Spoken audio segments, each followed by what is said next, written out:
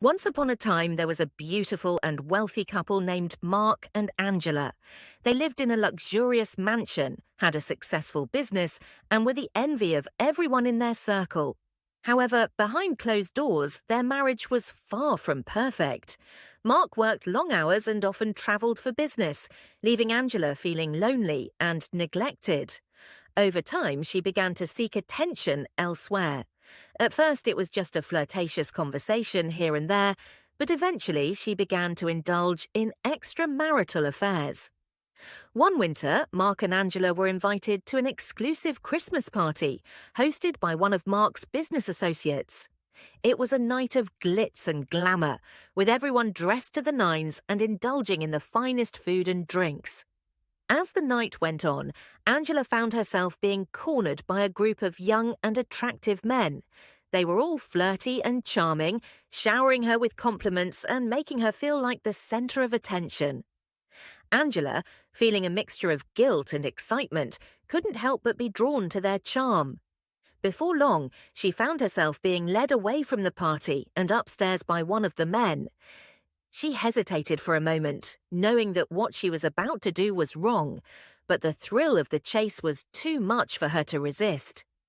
Upstairs, the man closed the door behind them and began to kiss her passionately. Angela responded eagerly, her hands running through his hair as they deepened the kiss. Before long, they were both stripped down to their underwear, and Angela was on her knees, performing oral sex on the man.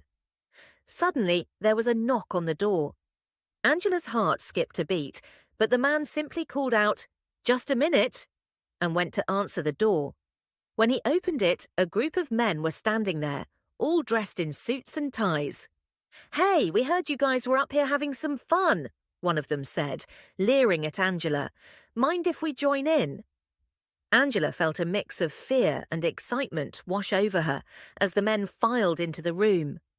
The first man turned to her and said, "You know, my friends here are all dying to get a piece of that arse. Why don't you show them a good time?" Before she could respond, the first man grabbed her and pushed her onto the bed. The other men quickly surrounded her, their hands all over her body as they kissed and groped her.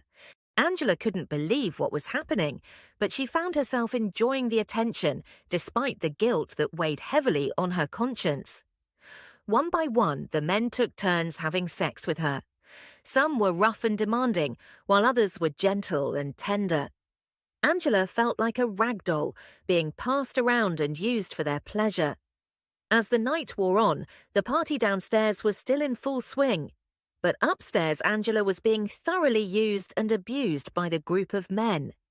She felt like a naughty schoolgirl, being punished for her misdeeds. Finally, the last man had his turn with Angela. He was older and more experienced, and he took his time, savouring every inch of her body. As he pushed himself deep inside her, Angela couldn't help but moan with pleasure. When they were finished, the man pulled out and zipped up his pants. "You know, Angela, you're quite the little slut," he said with a smirk. "But don't worry, your secret is safe with us." With that, the men all left the room, leaving Angela alone and exhausted on the bed. She knew she had crossed a line and that her marriage was likely over. But as she lay there, she couldn't help but feel a sense of satisfaction and excitement next from her wild night of passion. The next day, Angela woke up with a pounding headache and a vague memory of the night before. She couldn't believe what she had done, and she felt a deep sense of shame and guilt. But as the day went on, she found herself craving more excitement and attention. Meanwhile, Mark had noticed the change in Angela's behaviour. He couldn't put his finger on what was different, but he could sense that something was off. As they went through the motions of their daily lives, Mark couldn't help but feel a growing distance between them.